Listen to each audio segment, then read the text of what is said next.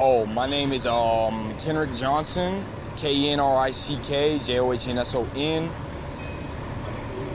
through what you heard, what you saw, just on tape. So I live next door, and I just seen, I went out and I heard sirens. After I heard sirens, I went out the front door, seen this whole house engulfed in flames.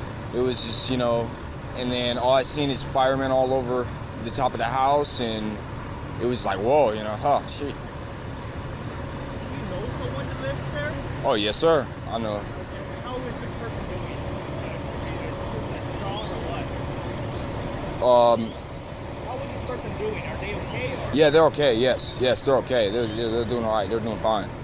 happening so close to you? It was miraculous. Like, they don't know how the fire started, so it's like, wow, like where did it come from? Just, yeah, Kind of scary, huh? yeah. That happened at mine. Shoot, I'm like, whoa. So, are you doing anything to help your buddy out or what? Yeah, I comforted him. I comforted him. I talked to him, make sure he's all right. Obviously, you were replaced by another person. Yes. So how is he doing? He's fine. He's in great condition. You didn't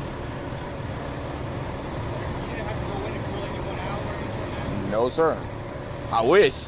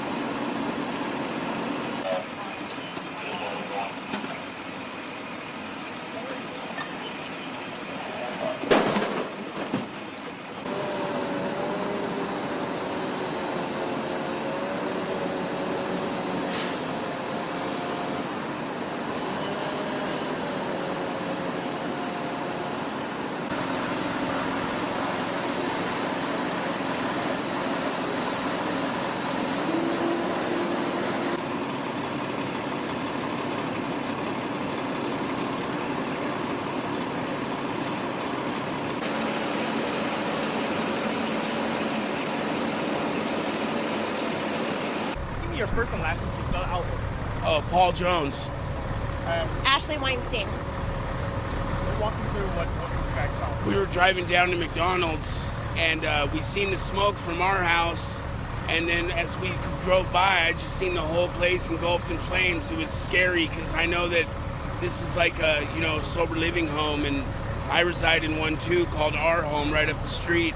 And it's just scary because the simplest little thing in your home could be gone forever, and it's bad. Do you know anyone that lives there? I see the guys out all the time. They usually have a little garage sale trying to make money for the house and stuff, and I feel bad for them, because my house burned down when I was young, so I understand. Yeah. Kind of a few moments ago. The house here, this is sober living. It's sad because I don't know how many people got out, if they did or if they didn't, because most of them are handicapped. I'd say the majority of them, because you see them all the time in their wheelchairs and things. I own a house down the street that's a sober living as well, and I tell the people there all the time to be careful because they could start a fire just that easy, and it happened tonight, obviously. So it's it's scary and it's sad. It can happen at any time, anywhere.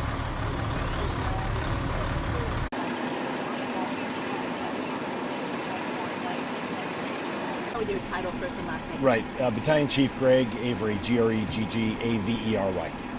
Let's start from the beginning. What happened? So we responded out this morning rather. We had 26 companies here, about 68 firefighters.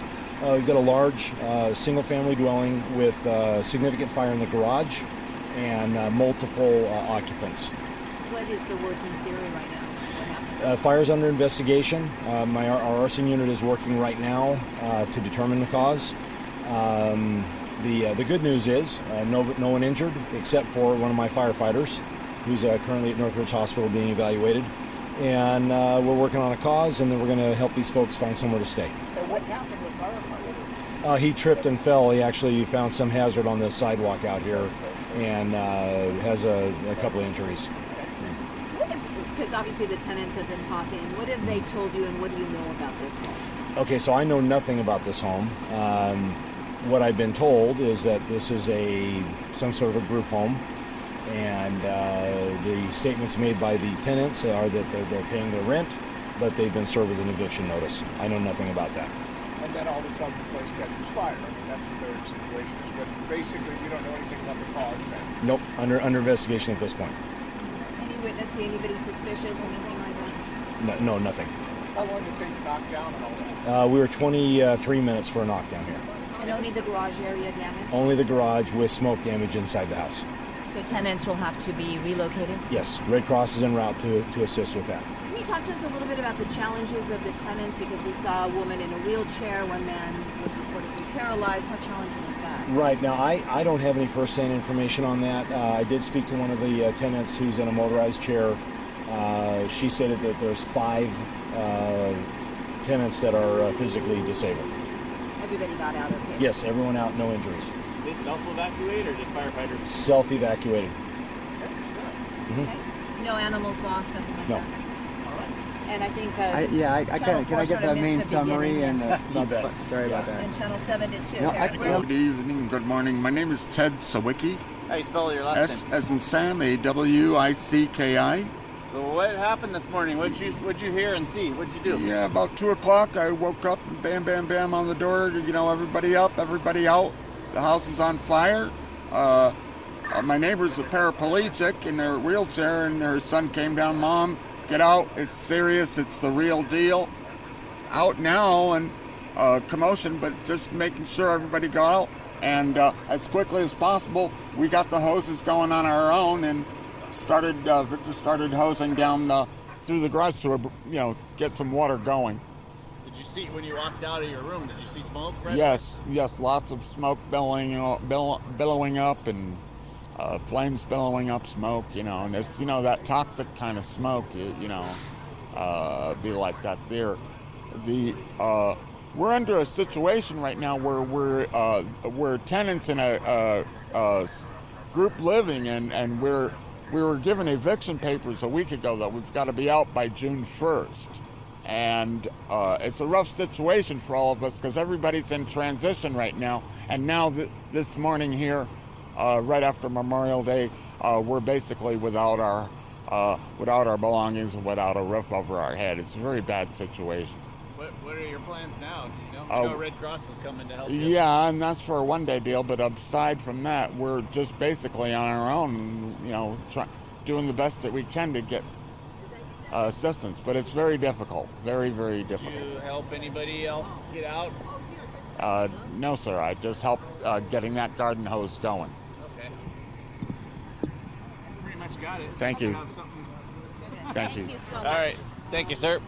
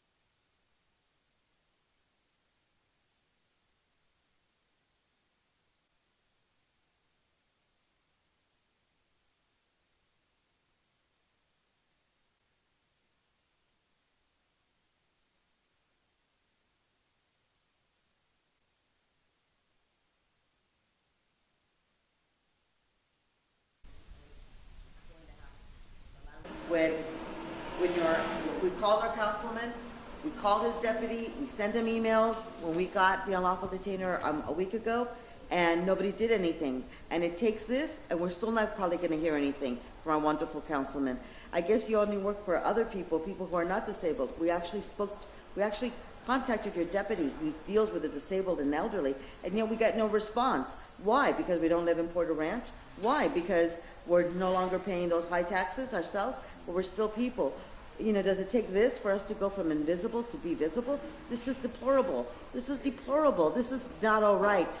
And not all right. We've called, for me, adult protective screaming. services, adult protective. So this happened. Yeah, what?